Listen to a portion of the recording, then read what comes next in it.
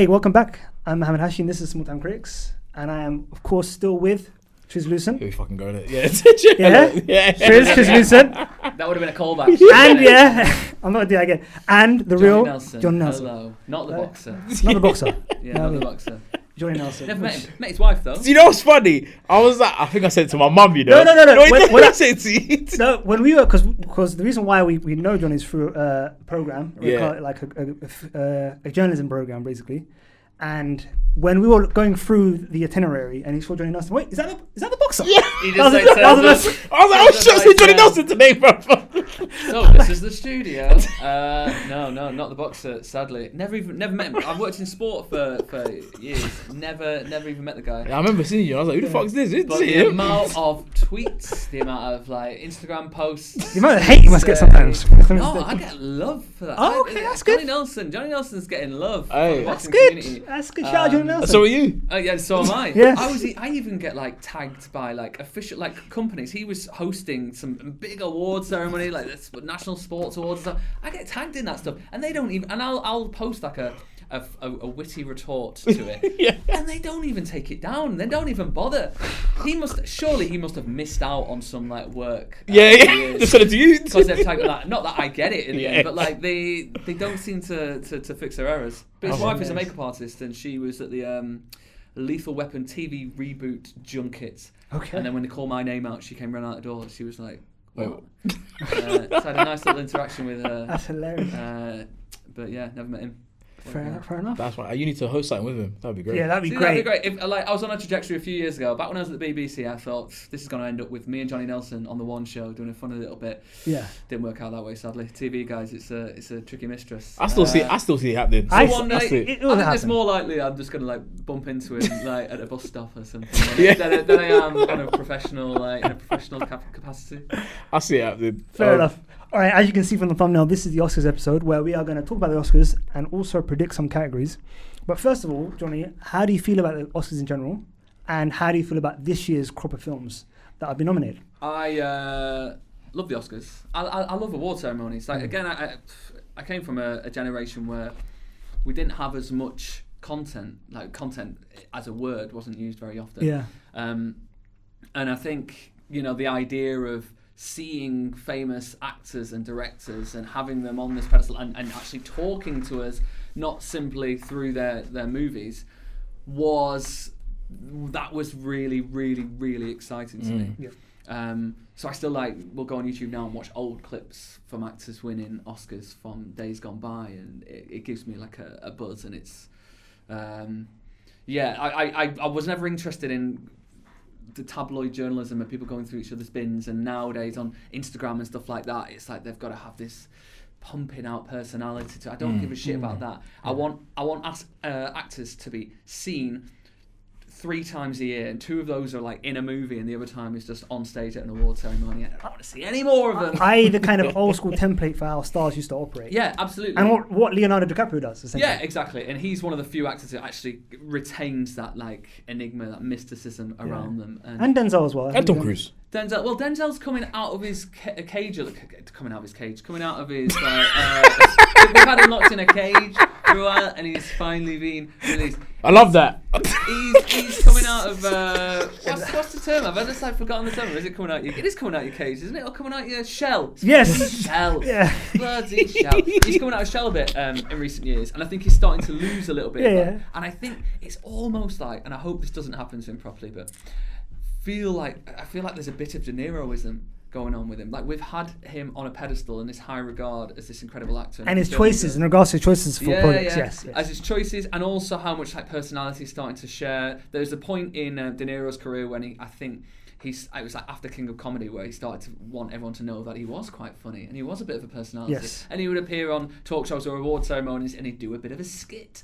And it's like, I don't really want him to do a skit. I want him to look grumpy and a bit scary and a bit like reverential. Yeah. And I think Denzel's a little bit like that. For years, it's like, oh, that's Denzel who's done a movie, who's getting an Oscar nomination. And now I appreciate it. I got to interview him for Gladiator 2. Fantastic interview, by the way, guys. An unbelievable Fantastic moment. interview. Loved to meet him. And I probably enjoyed meeting him now more than I might have done if I interviewed Denzel from 10, 15 years ago, because he might have been a little bit more self-serious. Yeah. But I think, we are living in a time when these award ceremonies become slightly less exciting to me. Yeah. Because of how much more we know about these actors. People, and they've become a little bit oversaturated.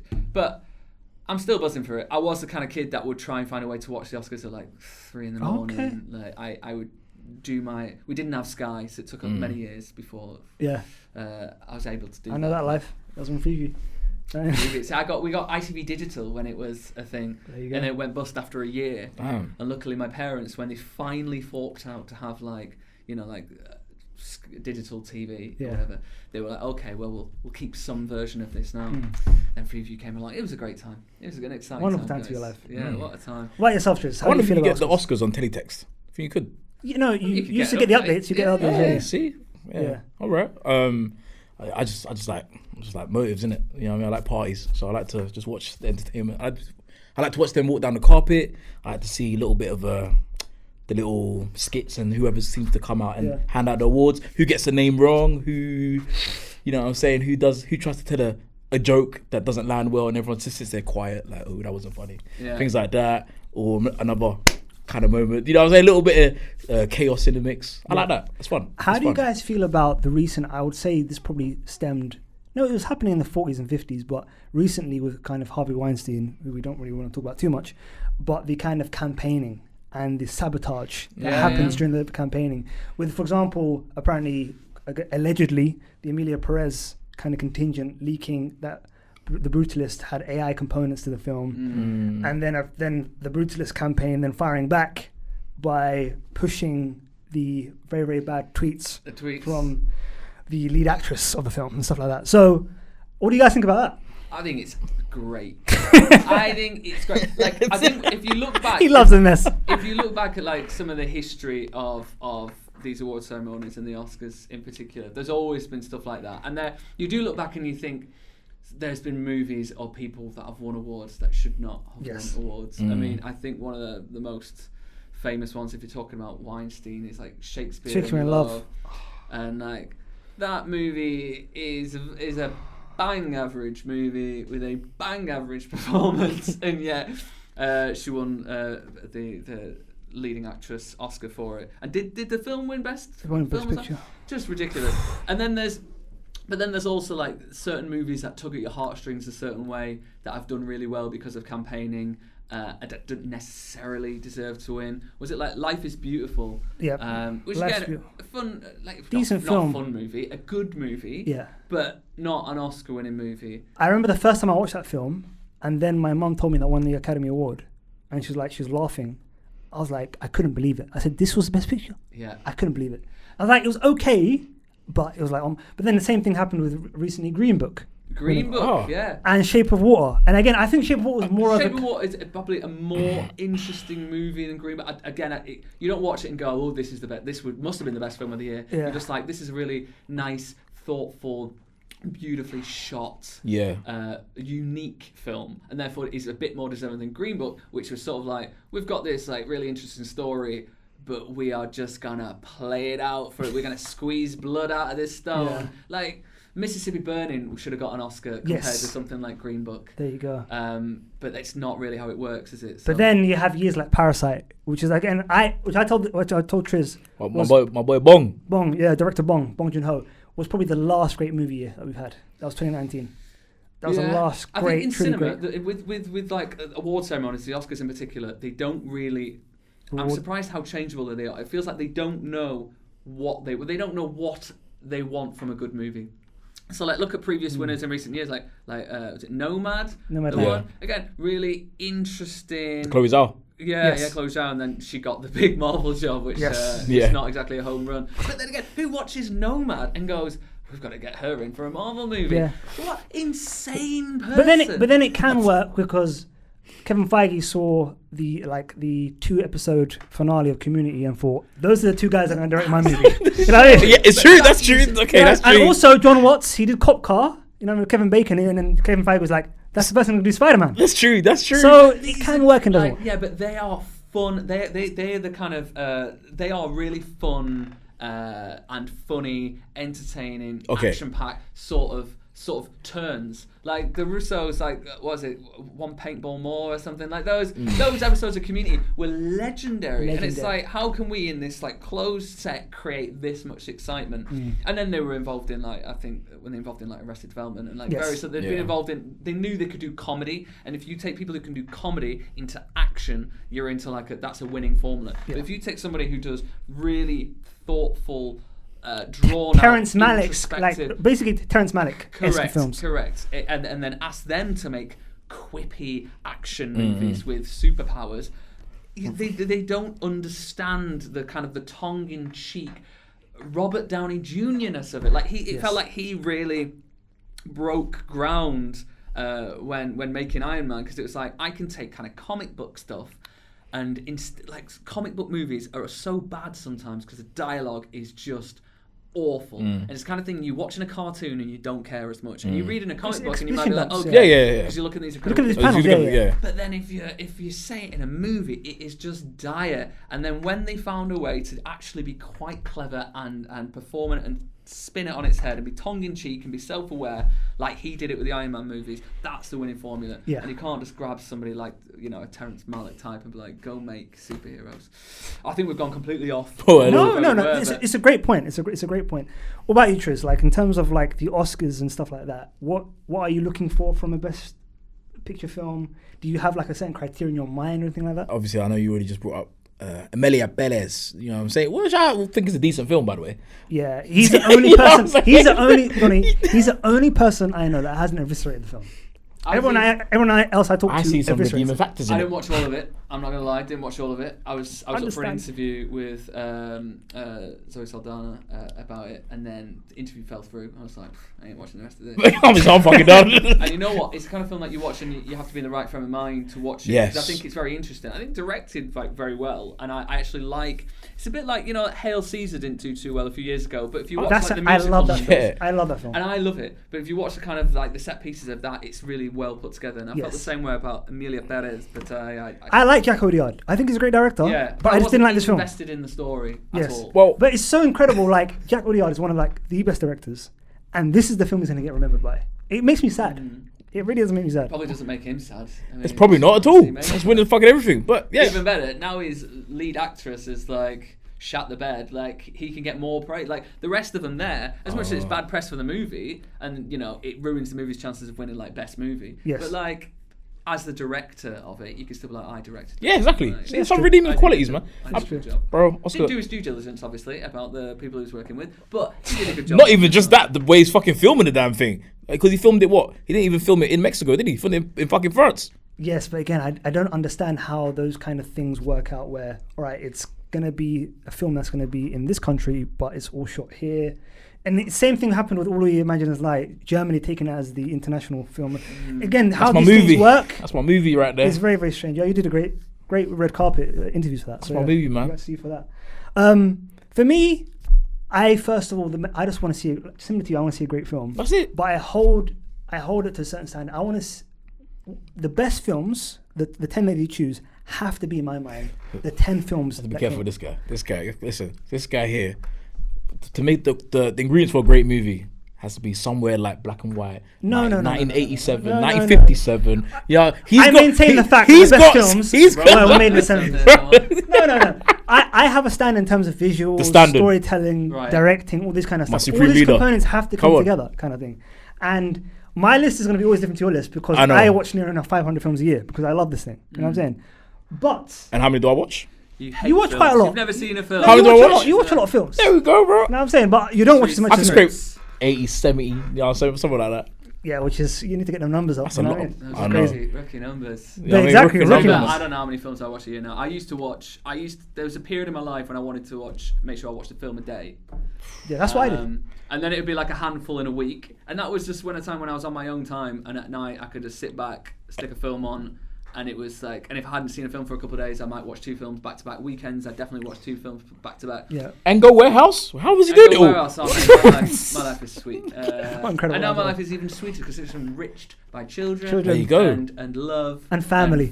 Exactly. But it means I watch fuck all unless I'm being paid to watch it. You literally watching the movies that you're paid to watch. Yeah, Bro. it's true. There's so many films that I am dying to see still, and I have to like crowbar in. I get like a work trip, and I'm like downloading everything. I remember you said that when you were messaging about this. And I'll just be like, all right, I'm going to watch that. And then you go out there and you don't have time to watch that either. Exactly. Yes. Now, how do you shoehorn in series? Exactly. Yeah, but only series that my other half likes watching. See? And then I'll just like, if I really like it, I'll find. I was watching SAS Rogue Heroes. Rogue Heroes, great series. Terrible name of a series, but like a really, really good series. Good series. She doesn't watch that, and it took me like weeks and weeks and weeks to get through. Yeah. Like I'm doing a bit of ironing, and I'll watch 10 minutes. And then I Oh, there we go. Got to sneak it in. That was a good scene. But I watched Real Pain whilst I was away working last week because I didn't have a chance to watch it. So it's tough now, man. It's Fun tough. movie, that. I love that. Yes. That's okay. We're gonna get to Oscars. Yeah. Yes. So now we are gonna select the films. So basically, we're gonna select our winner in each of these categories, and I'm gonna note them down, and hopefully, we're gonna have a winner, and we'll pass it on to the Academy. And yes, that's how this is gonna work. That's how it's gonna work. Yeah. And spoiler alert. And I'm pretty sure my picks will all be correct, and if I'm wrong with any of them, I'll be very, very surprised. I told you, right? I'm saying, He's always on the right side of history. I'm not gonna lie to you, this is the bad trait of mine. I'm extremely competitive, and I just want you all guys to lose and for me to win. Okay, good. So we're gonna each pick out of each category, and we'll go from there. We'll discuss some of the film stuff like that throughout, and we'll see who wins at the end. And we'll, on socials, we'll kind of talk about it and stuff like that. But yeah, okay. All right. So first one we will do is best adapted screenplay. So the nominees for best adapted screenplay is Emilia Perez, Complete Unknown, Nickel Boys, Sing Sing, and the last one is Conclave. So out of those 5 films, which one do you think is going to win best adapted screenplay? We'll start with Jonny, then Triz, and then we'll go with me. Yeah, because I've only seen, I think, 3 of those movies out of that. Adapted screenplay. I mean, the Oscars, they do get away with some kind of slightly more rogue choices, unexpected choices that are like less mainstream, especially in these kind of more minor categories. This is a person who knows his business. He knows exactly the point I wanted to make. Like a lot of the time when they know they're going to be accused of X, Y, and Z at the end of the ceremony, they like go, well, look at all these awards we gave out, and they'll all be all these different films. Yeah. So this is certainly one of those opportunities for them. Yes. I think for adapted screenplay, I think something like Nickel Boys has a decent chance. Okay. Again, it's on the smaller end. It's not going to win like best film, but it's still deserving. I think, something like. So is that your final answer? Yeah, I'm going to go Nickel Boys. Okay. Yeah. Nickel Boys it is. Triz, how about yourself? Haven't seen Nickel Boys. Haven't seen Sing Sing. Film. It's been filmed incredibly. Like I know. Yes. Listen, that's the one I did the carpet for, and they were all chatting to me, and I was like, "What are you talking about?" I don't know what was going on. But you're a professional. I am. You did a great job at the carpet. Held it down. So I'd probably go for Conclave. I wanted to say Emilia Perez, but maybe not. I think there's bigger trophies to be won in that with her. If Conclave, if they don't follow suit to the BAFTAs and they don't give the best film to Conclave, which I don't think they will, then I think it gives it a better chance of winning something like adapted screenplay. Yeah. But yeah, I've just got a feeling it'll be Nickel Boys. I mean, I would have thought Sing Sing because I mean the way I've heard everyone ranting and raving about Sing Sing. I still haven't seen it. I am dying. So Sing Sing is my number 1 film of last year. That's the exact movie that I've been waiting to see for a lot. Like, it's exactly the kind of movie I like to sit down. You know, like it's like a Thursday night and you've not got much on. Yeah. I don't know why I decided to try to watch The Brutalist last night. Yeah. All like 3 hours, Punishment. 3.5 hours of it. But I'm dying to see Sing Sing. Sing Sing, when I watched it, I was like, that's going to be the top 3 films of the year. Bro, he came out saying this might be the best film. I came out at that time. Cause I saw it. I was very lucky. Thank you to the studio for allowing me to see the film in start of July. Right. And I came out the screening tears You know what I mean? Really? Tears, just incredible film. Well, Incredible. I'm particularly interested because I interviewed Common Domingo a year ago Yeah. for his Netflix movie about the civil rights activist. Oh, that one. Rustin. Yeah. Rustin, that's the one. Yeah. I thought Rustin was a touch overrated. Yeah. I didn't think it was Yeah, that I agree. good. I agree. And I thought he was like very good in it, but I just don't think it was a movie. It was a star vehicle, essentially. Yeah, it was a star vehicle. And what I was interested in, you often find actors have this like 2 or 3 years sweet spot where they do a movie that really blows up their name and then they get offered some really amazing roles and it's like the best roles they ever got offered throughout their career, and it's really interesting what choices they make. And it's why you often see same actors being nominated for Oscars like for 2 years in a row and then they might just disappear. It's happened so Mahershala many Ali won 2 times. supporting Yeah. Academy Awards. Look back to like Colin Firth did it when Yes. he won for King's Speech year before. And then a single man. A single man, yeah. Yeah. Not to be mistaken with what was the other man? A single man, a simple man. A Simple Man. Was it Yeah. a simple man? The I don't know one what that with. is. And there's a film called The Simple Plan of Bill Paxton. And there was a band called Simple Plan. Yes, there was, back yeah. in the day. Yeah. Very whiny sort of emo band. They were played in Where Else? I'll tell you that much Aye. for free. Yeah. I've lost my train of thought. No, but you guys are right. But I need a trip to Preston. Sorry. Now we Yes. get back on track. Yes. Down there. So I think you guys are right. The adapted screenplay and original screenplay are usually for the cool kids. So they give Yeah, it to the film that everyone loves, but they're not going to award. Yeah. So you said Conclave, you said Nickel Boys. I'm going to split the difference and I'm going to say Sing Sing. Okay. I mean, I still do think Sing Sing is up there for it. And since you did say split the difference, we can take some credit for that. If you are right, we'll say, well, we gave you your North. Yeah, literally. We guided you. I didn't mean to the correct answer, Yeah. of course. All right, let's moving on to original screenplay. So A Real Pain is one September 5, which you definitely enjoyed. The Brutalist, Honora, and The Substance. So this is the proper cool kids Fucking hell, this is tough. category. Like all the films which people loved, but haven't really been shown love by the Academy. Yeah. I think I'd like to see. I think there's every chance that A Real Pain will win, like on the BAFTAs, purely because I think they want to get Jesse Eisenberg up onto the stage. Because in terms of the entertainment format of these things, you want people who are going to get up and be quippy and funny, and fewer people are tuning in to watch the Oscars and such. And he's just like, a free bit of talent. He's going to go up there. He's going to be like self-effacing and odd and quirky and funny. Yes. So I think that stands him in good stead. I think some of it will come down to how many other awards are going to be dished out to the likes of Honora, because Sean Baker's just amazing, and they're going to have to give them something. And if it's not successful down the line, that's in for the shout. Yeah. I don't know if they're going to. Again, it's cool kids category, so I don't think they're going to give it to anything too big. And I think, not that Conclave is that big because it's not exactly a blockbuster.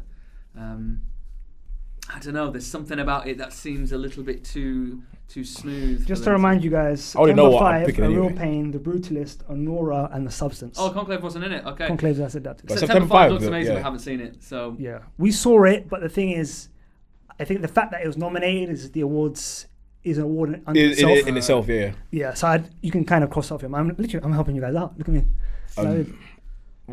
Have you said yours one? I'll stick with A Real Pain. A Real Pain. I don't think it deserves it Yes. technically, but Yeah. I will Smart stick with choice. Smart choice. Go on. Yeah, I like his answer because the only thing is, I don't know how many things The Substance is nominated for this year, and obviously I just don't think. I mean, Demi 5 Moore had nominations. Demi Moore had a what's it called? Demi Moore had Incredible speech at the Golden a Globes. great speech at the Golden Globes. So there is some potential there, but I just don't know. I maybe not trusting it in it that much, but it's definitely going to leave with something. Yeah. So I'll put The Substance. Okay. Interesting. You're going to go Substance. That's a proper left field shout for you. I'm a horror Cool. guy, so that was right Fair up my alley. I kind of got really tired of body horror now. I'm not watching enough then. Like, What? I had to do a junket for what was it, a couple of years ago. An amazing director. What did he do? He did a What did film he do? with Viggo Mortensen. Oh, David Cronenberg. Yeah, Cronenberg, that's it. And his Aye. son's directing now as well, isn't Yes. Which he's also good. He did Infinite Pool. he? Yeah, Infinity Pool. Yeah. Yeah, so I was interviewing... I love Cronenberg. So I liked Cronenberg from like back in the day, but then when he made this movie with Viggo Mortensen, I absolutely hated it. I hated it. It's a difficult watch. Yeah. Yeah. What movie is this? I think it's called like something future. I can't remember. Yeah, something to do with the future. Yes. So I can't remember the name. It's got Scarlett Johansson in it. Yes. Oh. Yes, and Leah Seydoux. That's probably why I left it. Kristen Stewart is in it. Christian Stewart as well. Yeah. Leah Seydoux as well. A Yeah. lot of people, but it's just Not good. a bit boring and difficult to watch. Like I didn't enjoy it. Yeah. It took me 2 seconds to finish it. So And I got to the end of that, and I was like, I'm done with body horror. So like, You Substance just was got a hard watch. Oh, Substance was amazing, man. flashback. It was brilliant. You're a bit higher on Substance than I was.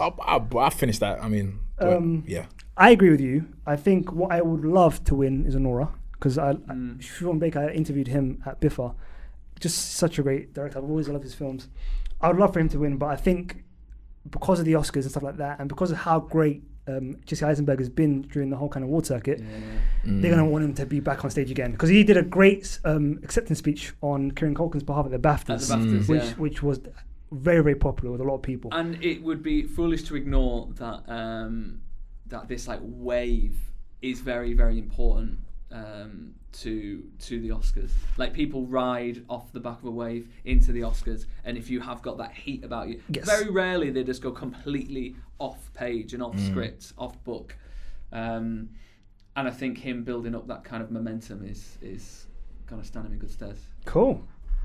Again. So what did you say? You said you want it to be a Nora, but you're going to go with Real Pain. Real Pain, yeah. So me and Johnny have both gone with Real Pain, and you've gone with Substance. So good luck with that one, mate. Shout out Demi. Shout out Demi, definitely shout out Demi. All right, let's go. Best actor. Best actor is Coleman Domingo for Sing Sing, Ralph Fiennes, Conclave, Adrian Brody, The Brutalist, Sebastian Stan, The Apprentice, and Timothée Chalamet, A Complete Unknown. I would love it. My Kevin Keegan impression. I'd love it if we. I'd love it if we beat them. I'd love it if we. They've got to go to Middlesbrough and get a point. Adrian Brody's got to go to Middlesbrough, and I would love it.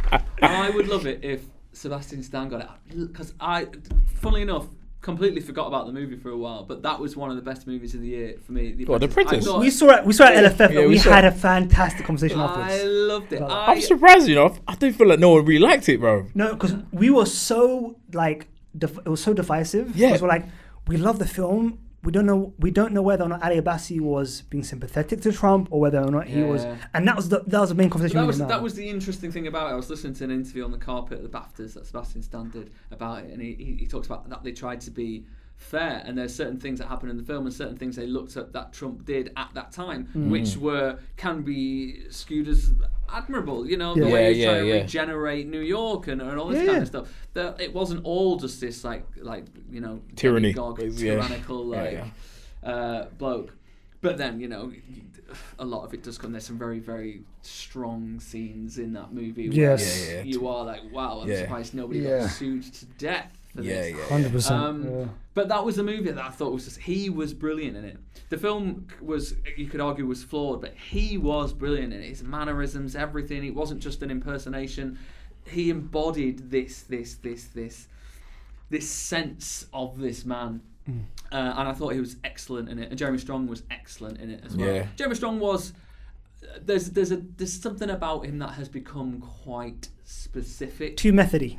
Not just too methody. I feel like there is an element to Jeremy Strong that I expect to see in Jeremy Strong roles, and I feel like I've seen it in pretty much every role I've seen him in. Okay, it's like Kieran Culkin then. Yeah, well, Kieran Culkin is like playing himself, but like. That was a big, But yeah, Jeremy Strong. I think there's something, an awkwardness to him, which you see in that role and every other. But I'd love to see Sebastian Stan win. He absolutely won't. It'll be Adrian Brody. Yes. I'd like to see Ralph Fiennes win it. Because he's brilliant. He's brilliant. He's brilliant in everything. Yep. And he makes good choices. Always. And the problem is, if you always make good choices and you're always brilliant in everything, it's like with Marvel movies, it raises your expectation, and therefore. And people are like, oh, he's great. Yeah, I mean, that's you have to do something Rafe. insane to kind of grab people's attention. So I think it'll be Adrian Brody's without a doubt. Ticks all the boxes kind of movie as well. It's just that's the kind of movie that wins awards. Typical Oscar film, yeah. Yeah. Go on, Triz. I mean, unfortunately, it's not built on you know what I'm saying, good looks and Instagram followers and all that kind of stuff in it. So my boy Timothy might have to wait another 10 years, 5 years. You know what I mean? I would love to see Timothy Chalamet win it though. Really? Yeah, but not for that film anyway. But it's most probably going to be Adrian Brody for The Brutalist. I haven't seen The Brutalist, but just how fucking the storm's going all over the place for this movie. This amazing achievement of a film. Yes. Have you seen The Brutalist? Yes, You've seen it. Yes. Have you told anyone about what happens in the first 10 minutes yet? No, I haven't. Have you Googled about the provenance of what happens in the first 10 minutes? I have, and the discourse and all that kind of stuff. And for me, it was so anticipated in my mind for me. And when shout out Universal for inviting me to watch it. Thank you so much. Invite me to something. Jesus. Stop this scene in a bit of balance. That's hilarious. That's what I was dead. I was late. But he was meant to be. He was late. He was my plus one. 10 minutes early. He was my plus one. He didn't even make it. With that film, for me, the first half was way better than the second half, and the film shouldn't have been as long as it was.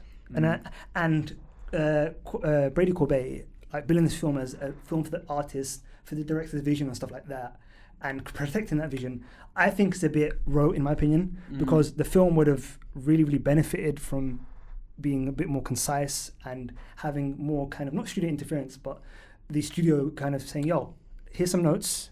It'd be good if you can kind of do this. It would be a more successful film and a more marketable film. You know what I mean? Because the length is going to put off so many people. You know what I mean? Kind of thing. I'm one of them. Yes. And for me, the first half was fantastic.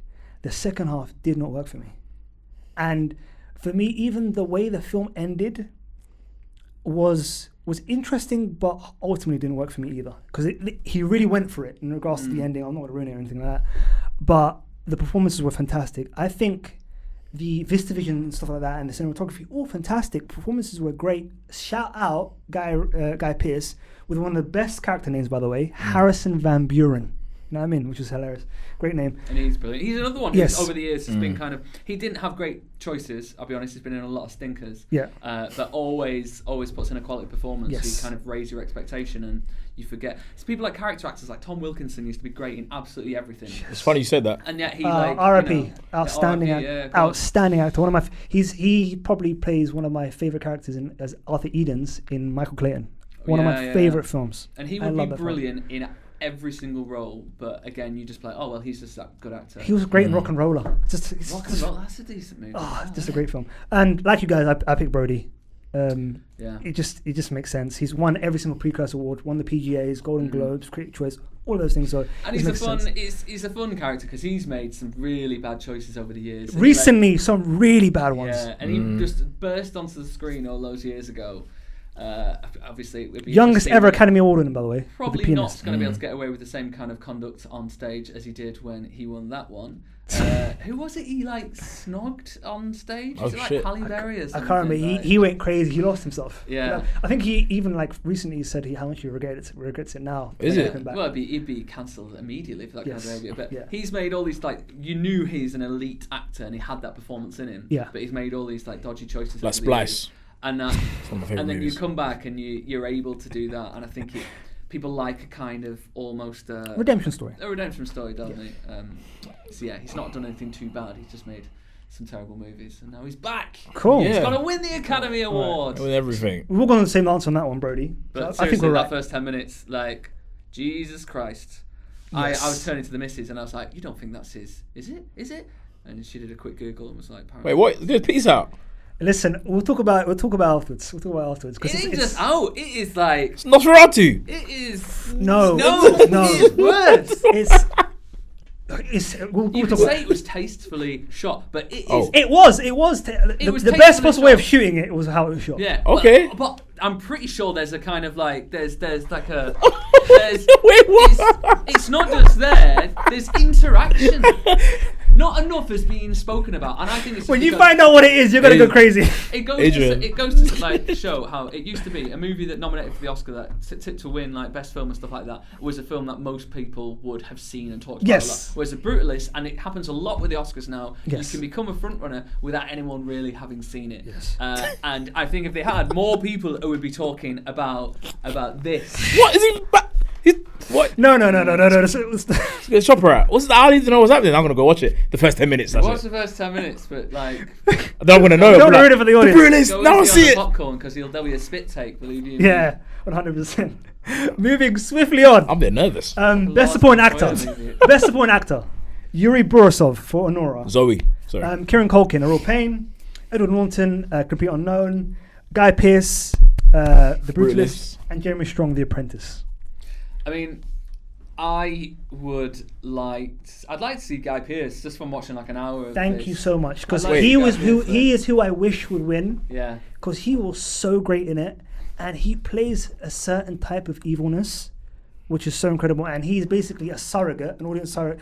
He's basically meant to be the stand-in for American greed and corporate greed and the man, so to speak, and all that kind of stuff. So he plays it so well, and he's not going to get any love during this whole season. I just wanted to shout him out. He's fantastic. He's been great in so many things.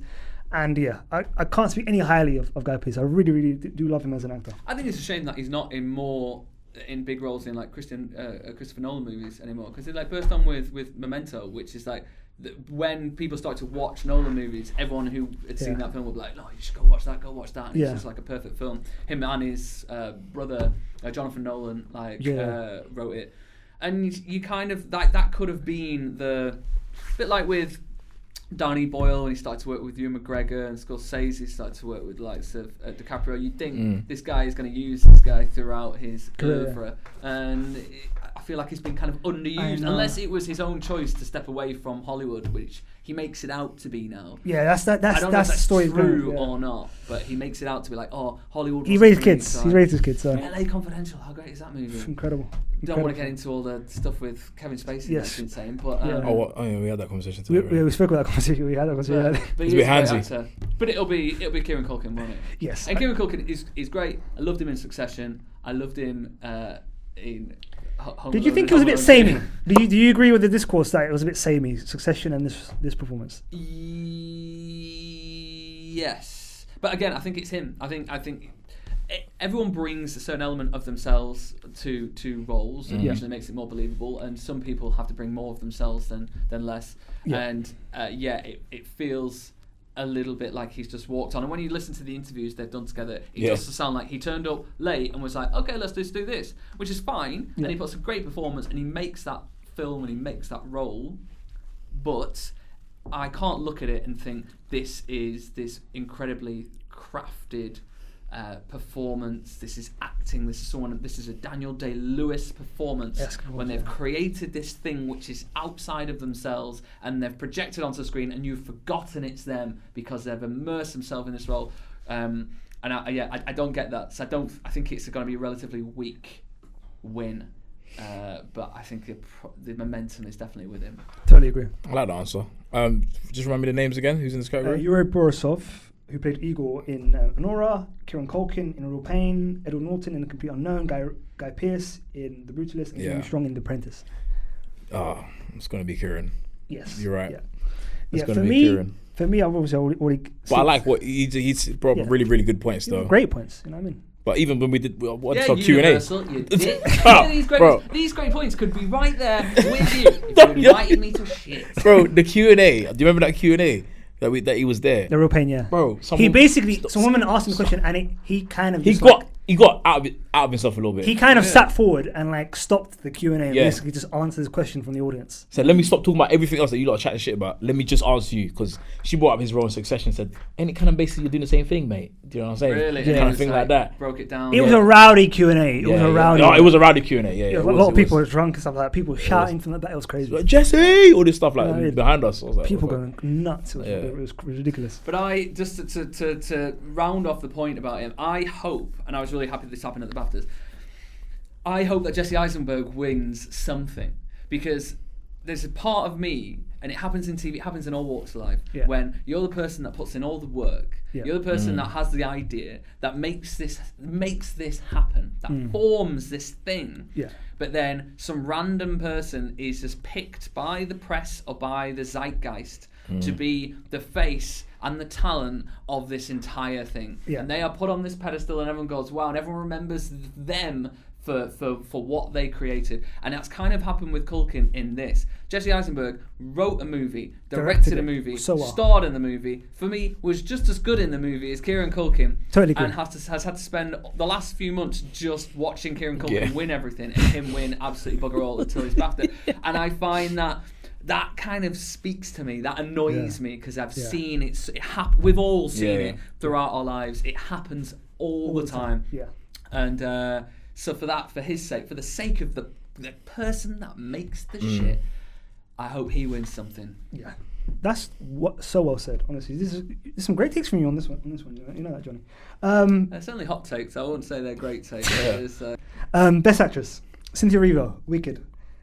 Carla Sofia Gascon, Emilia Perez. Mikey Madison. Emilia Perez. Mikey Madison, Anora. Demi Moore, The Substance, and Fernando Torres, I Am Still Here. Well, in recent years, they sometimes go for the rogue. I think Torres has a chance for that. She's been kind of missed out by everybody so far. Yeah. So that gives her an outsider chance. I think what's happened with Gascon and her conduct has, you could argue, has put Demi in the driving seat. I'm really hoping Mikey Madison doesn't win it.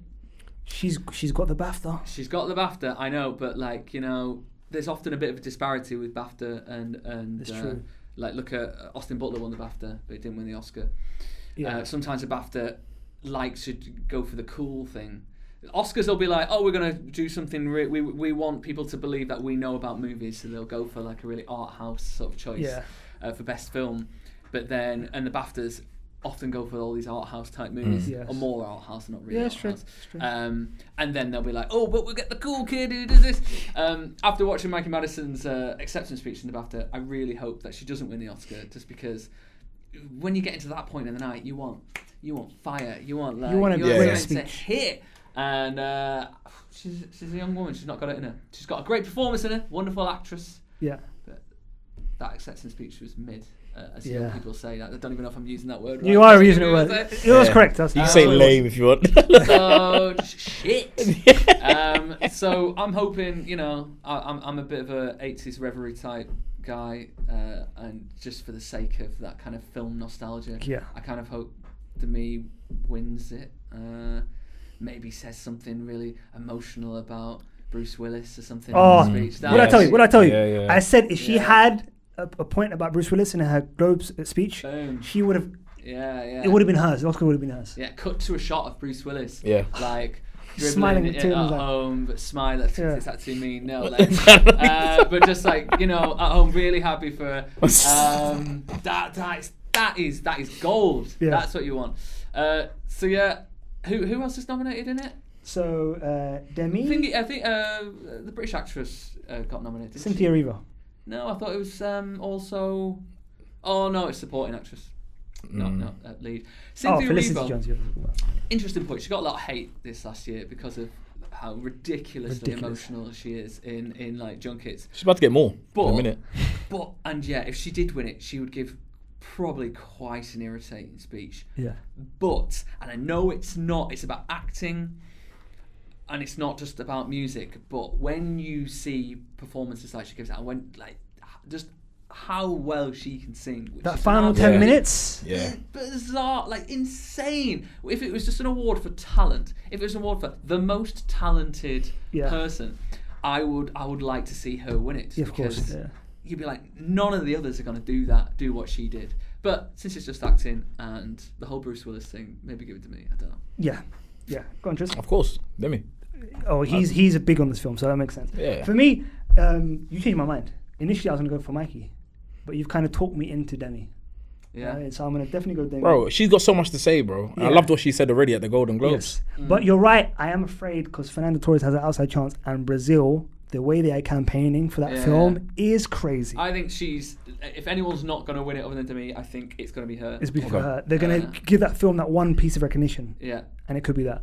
But I'm going to go with Demi as well. So But it'd be hilarious if it was Gascon. That would be the booze will be. No, they wouldn't do that. I don't think people would boo. People would boo. Monica Barbera for Complete Unknown. Ariana Grande for Wicked, Felicity Jones, The Brutalist. Felicity Jones, that's who I was thinking. Yes, I know, that's what you're speaking of. Isabella Rossellini for Conclave, and Zoe Saldana for Emilia Perez. Can I just check this, right? And this is just my own. Sometimes this happens. I've been doing this job a long time. Yeah. Only when David Tennant said a name on stage at the BAFTAs did I go, it's Saldana? Saldana. Is this always been the case, or is this like when Tandy Newton became Tandiwe Newton? Yes. Is this like a recent thing, or has she always been? I don't know. Tandiwe, that one caught me off guard because when I heard that, I was like, I thought my brother was pranking me when he told me that. No, it's not that. It's not Tandy. It's Tian. I was like, what? Tandiwe, and that's fine. I quite like that. I like how she's gone. I want to take more ownership over this, and that's all power to you. But I swear to God, it was Zoe Saldana. Oh, but is Zoe that just because everyone's just said it? Everyone's just said it. But now, because of this awards season, everyone's doing Zoe Saldana, and you've had like Charlize Theron, not calling it Emilia Perez, Emilia Perez. Yeah, bro. So like, you're like, all right, what do you do? So now it really takes being nominated for an Oscar to people to get your name right. Yeah, that's unfortunately that's what it takes. Sorry state of affairs. Yeah. So, go on, Jonny, who do you think's gonna win? I already know, and I mean, I've already written down for myself, but it's... it'll be Saldana. Yeah, Saldana. She's got it. She's knocking out the park. She's with won the every speeches. single precursor, the speeches, the teary eyes.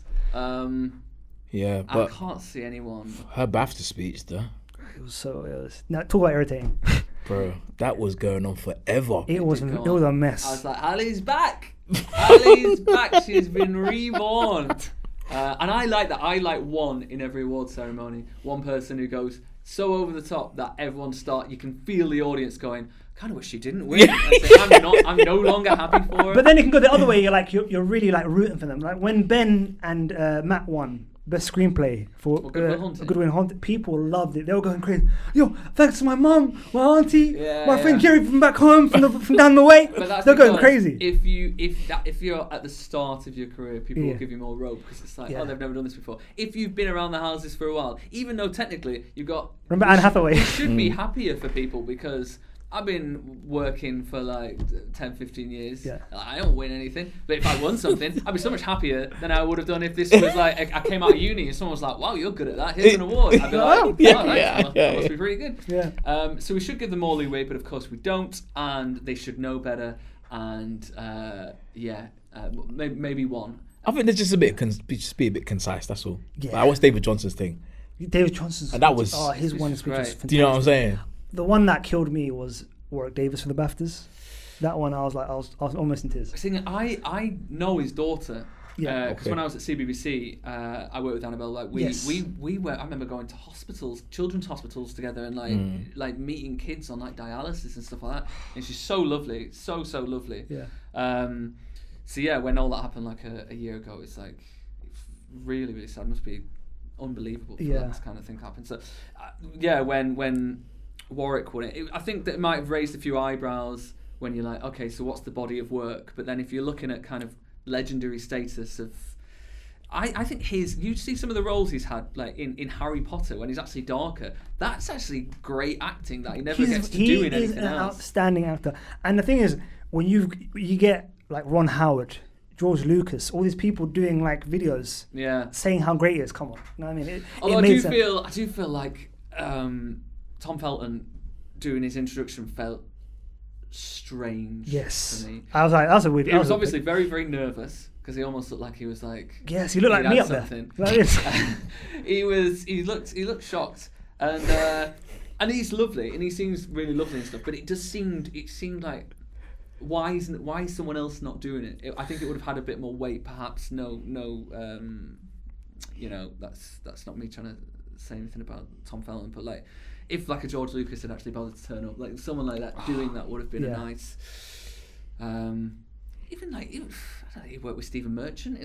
Life's Too Short was great. Like, I thought it would be Ricky Gervais. Yeah, someone like Ricky would have been good. Yeah, I only said Stephen Merchant because he was there. Yeah. But yeah, I don't know.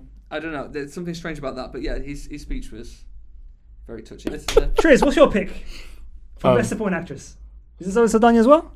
The worst thing is, I don't even think she was even that good in that movie. That's the worst thing. But She's probably the best thing in it. I can't really tell. It's foreign language. It's hard to tell whether the performance. We see them emote, and you're like, "This looks amazing." Oh, that looks good. But Yeah. actually, when people speak Spanish, Yeah. they might go, "Actually, as a Spanish person speaking Spanish, it's not as good." It was better Spanish than Selena Gomez. yes, Apparently so. Yeah, I wouldn't know, but apparently that's what somebody said. I mean, I like because obviously I like Vijay Plasti a lot, so that's my banger. So I like her for that one. Fair enough. Big song, bruv. Big Okay. song. All right, if you say so. Big song. So go on. What's your pick? Let's point action. I was you said fucking Vijay Plasti. Sorry, sorry. So done. Plasti. Yeah. All right, cool. So Sadania. All right. Watch the song, bro, and watch the movie. I watched the film. I know what you're talking about. I just didn't like. I remember calling him saying, "Bro, this movie's not bad, you know." I couldn't believe. I was like, explain yourself. Explain why. Because it just isn't bad. I said, no, you're in love with Selena Gomez. Is that why you're saying no? It's a good film. Like that. Selena Gomez, She yeah, she was good. Anyway, to a category you love, best animated film. Go on, Johnny. It's Flow, Inside Out 2, Memoir of a Snail, Wallace and Gromit, and The Wild Robot. what I don't understand is Yeah. that somebody was talking about what happened at the BAFTAs, and they were talking about how Inside Out 2 was like the front runner, but I thought it was pretty obvious Well, it was when we Wallace. that Wild Robot was in terms of award season in general, was the most kind of beloved and successful. Like, Wallace and Gromit was always going to win a BAFTA. Yeah. I was quite surprised that it won both BAFTAs for like best kind of family and kids film True. and best animation, and That's a it good is point. amazing. I don't think it'll win the Oscar. No. I mean, you could argue stop motion, and it is really. I loved it. I loved Wallace and Gromit. I'm from Preston. It's where Nick Park, who created Wallace and Gromit, is from. Last night they unveiled. I saw your own story. Feathers McGraw statue. Oh, I did see it. The Yes. bronze. Yeah, I saw that actually. That's in Preston, where I'm from. I interviewed him at Preston's. We do a celebration every 20 years called Preston Guild, and I interviewed him for Preston Guild back There's in a lot of Preston 2012. love in this pod. Yeah, there's a lot, man. Shout out Preston. So shout out Preston, guys. So I love Wallace and Gromit, but An Oscar. I mean, did they win an Oscar for it in the past? I can't remember if it's won an Oscar for like best short or something. Best short, yes. Maybe. So I suppose it's got a chance, but everyone I speak to seen like these movies loved Wild Robot like more than anything. So but if you're just looking at how a movie makes you feel, that's the point of films. Yes, his number one film of last year. You'd have to give it to that. Yeah. But I am really excited to see Memoir of a Snail because Mary and Max was a favourite of mine. It was Mary and Max, wasn't it? The one that had like Barry Humphries in. Yes. And stuff. And I really, really like that filmmaker. And I think this with Sarah Snook is in it. And Yes. I think that movie is going to be great. We've watched that. Me and Triz went to a screening for that. It's an incredible achievement in regards to the animation and stop motion. Yeah. It looks incredible. In regards to the story, it kind of was a real bummer. Really? So depressing. But he makes like Mary Max is a bummer as well. Yeah, Like, he makes but kind of sad. the story was way more stronger than that compared to this. This was well performed, by the way, by Sarah Snook, but I just felt it was missing what I watched. Yeah, the spark and the what extra humour, because that was the thing with Mary and Max. What's the line? very funny. She's talking about a birthmark, and it's like, and a birthmark the colour of poo, and it was just like It does have a lot of those kind of quips in there, though. those kind of quips are so like lyrical and so. There's two I can think of straight away in my head. Like, I'm buzzing to see that, but again, I don't think it plays as well internationally in America. No. So I still think Wild Robot is going to win, and I'd be very surprised if anything else does. Yeah. What about you, Triz? I'm a bit worried. I mean, I would love for the Wild Robot to win, but I just don't feel like it's getting the love that I think it deserves to be getting. I don't think Memoir of a Snail will get it. Wallace and Gromit, they've got their BAFTA, so I think that one's pretty solid there. And then you said Flo's in there, Yes. but Flo's doing so much. Like, Flo's doing really well. A lot of people saying so much great things about it, which I'm surprised about because it's about a fucking cat. It's a game. Yeah. It's shit. So that's part of the other reason. What else did you say was in there? So Memoir, Flo, Inside Out 2, Memoir of a Snail, Wallace and Gromit, and The Wild Robot. Boy, I think it could be Inside Out too. Yes. So for me, this is the one where I do not know how it's going to go. And I'm going to really go out on a limb myself. And I'm going to go with, because of how well it did commercially, Inside Out 2. I want it to be The Wild Robot. Yeah, badly. I want it to be The Wild Robot as well, but I'm going to go Inside Out 2. Just making the same movie again and really well I just like. It's sad. Then you've got to give. If you give it to Inside Out 2, you've got to give it to every single Pixar movie that ever comes out. And I love the movie, but like every time they make a movie, they've got to win. If that's what it's for, if it's just like the type of animation and hitting to. Yeah. You know, hitting you in the feels and stuff. Yeah. The Wild Robot deserves it. The Wild Robot is the deserves only it. animated film that anyone I've spoken to who's seen it this year has been like, I absolutely love that. It's my best movie of the year. Last year, 2024, my best film of the year. So I just think, it'd be strange for them not to win it. Wallace and Gromit could win it because of the animation and because of. Maybe I'm too much in my head because my pick is Wild Robot, but I'm thinking the Academy are going to be weird and then give it to Inside Out 2, kind of thing. But then at the same time, I wouldn't be shocked if Flow won. I wouldn't be shocked with that one, bro. But nah, I'm not even. So what are you gonna do? We going? I'm going straight Inside Out. Inside Out. Yeah. I'll be kicking myself for the Wild Robot one, but I'll be happy it won. But I'll be happy that I'm losing this. I'll be happy if I'm a loser. And Inside Out 2 are great movies, but But I didn't watch it going, oh, this is Team for the die. Oscar fodder. And the final one is the best looking film, essentially, cinematography. We're going to go for The Brutalist by Lau Crawley, June Part 2, Craig Fraser, Emilia Perez, Paul Gilhan, Maria Ed Lackman, and Nosferatu. How do you say? I don't even know how you pronounce it. So we're just doing best. We're not doing best director. We are going to do. Best we are. You said last one. Did I say last one? Yeah, you did. Apologies. We are missing out. I was like, yeah, and best picture as well. Sorry. And Nosferatu, Jan Blatchy. Sorry. So which is the best cinematography? So what? So again, we've got Nosferatu. Yep. Emilia Perez. Maria. June Part 2 and The Brutalist. June Part 2, The Brutalist. I think June Part 2 should win. And I think, again, this is one of those things about expectations. Mm. We see these kind of movies, and Denis Villeneuve gets kind of caught in this. People just become like so expectant that it's going to be beautiful and thought-provoking and like tick all these boxes that you forget.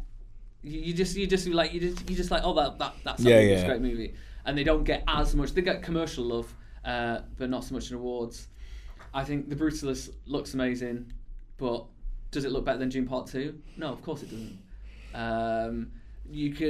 I really loved the look of Nosferatu, but at the same time he did kind of nick the colour palette from what was it? Was it like Batman? What? Because like from Tim Burton's Batman Returns or something, I can't remember. Because it's got like that kind of noir kind of look no, to not it. just noir. Like literally, like took like the colour palette and some of the set pieces and like the design of the film is kind of a copy of. I'm in my brain says Batman Returns, but I don't know if it's something completely different. So I loved that and it was really interesting. But do any of them look better than June Part 2?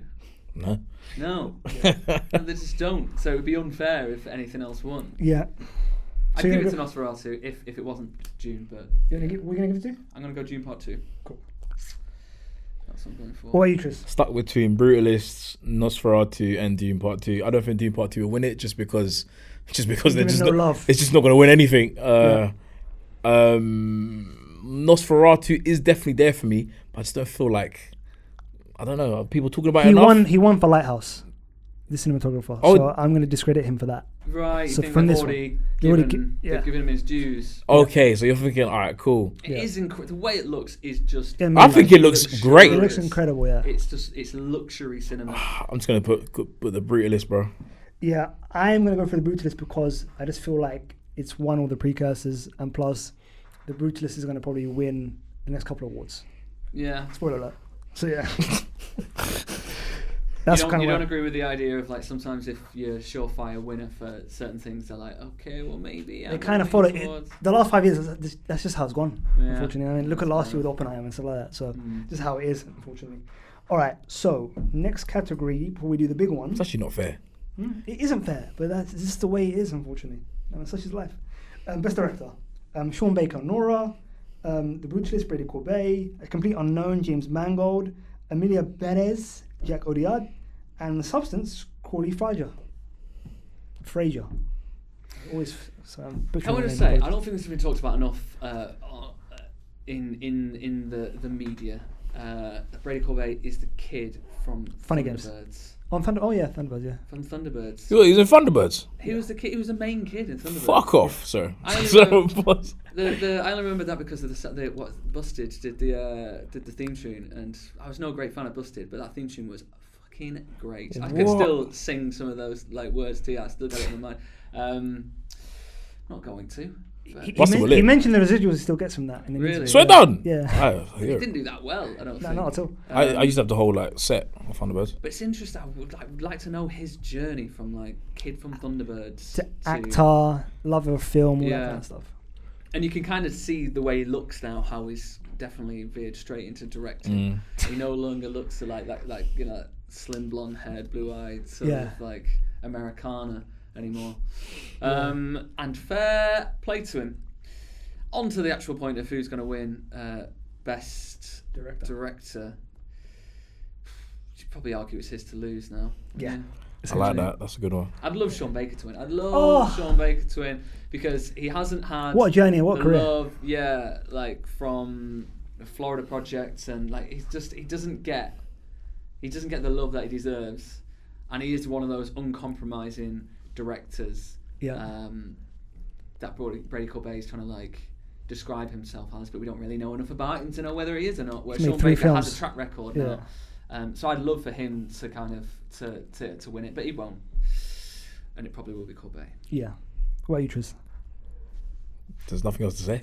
Fair enough, bro. It's just that's why I don't like this part of the awards because it's not fair. Did Edward Berger get nominated, or is he not? Is it just best film? No, and that's a shame because I thought his direction on great. Play the Game was absolutely unbelievable. Yeah. Okay. Cool. Yeah, and I do think though, if this doesn't go Corbet's way, he's not gonna win Best Picture either. Because if it's not Best Director, Best Picture, he will not win. Kind of thing. That's a very good point. So that'll be interesting to see because again, it all falls down as soon as Sean Baker's announced as Best Director, I believe it's going to be Honore's going to be Best Picture. So wait, are you going for Sean Baker? No, I would love to go for him, but I'm going to go for the Brutalist because I want to get him right. So by picking the Brutalist every time, yeah. Unfortunately, that's how it is this award season. The big one, Best Picture. I thought you were talking about Adrian Brody's scene in The Brutalist. Jonny, you're a bad man. I need these 10 minutes in my life. No, you don't. No, you do not. So, Best Picture. Emilia Perez, A Complete Unknown, Conclave, Nickel Boys, I'm Still Here, The Substance, Dune Part 2, Wicked, Honora, The Brutalist. What will be Best Picture this year? Wicked, isn't it? Wicked. Hands That'll be down. Wicked. They're defying gravity. Yeah.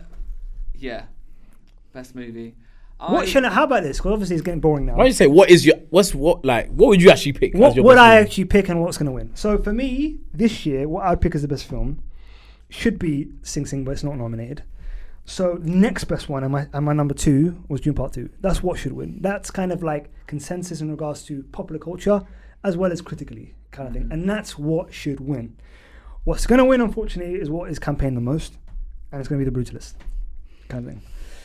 That is fair, and I would love it to be Honora, and a huge surprise. That would be a great kind of like telecast if they did down the six, on the even as an accident. I mean, they've done that before. Don't you think there'd be one curveball though? Don't you think there's going to be one curveball in Best Director or Best Picture? I would say any curveballs would be in screenplay, or maybe one of the acting kind of categories. Sometimes you do get it with Best Film.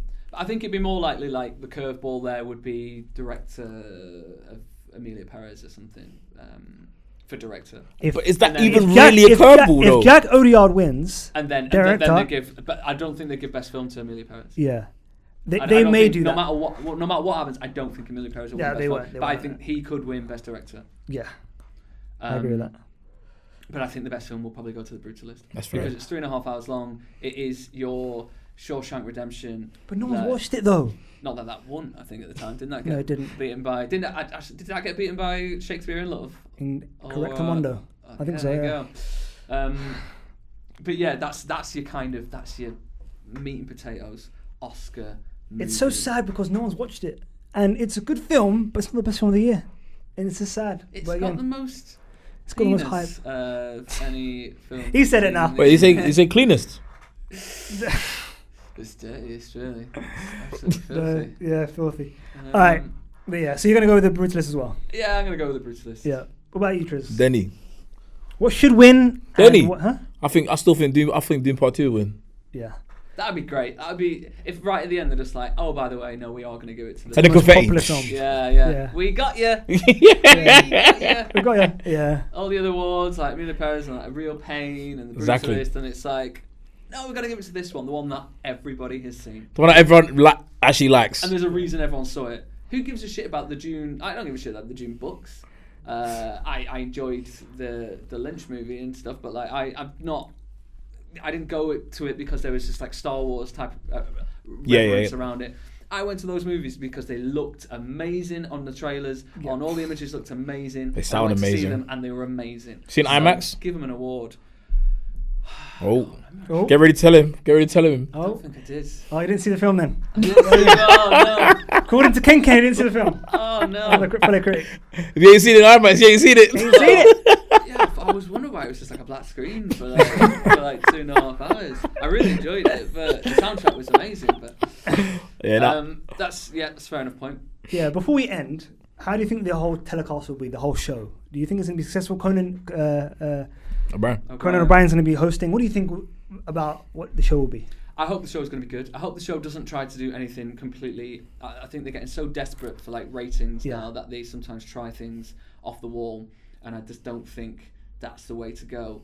I think he'll be very good.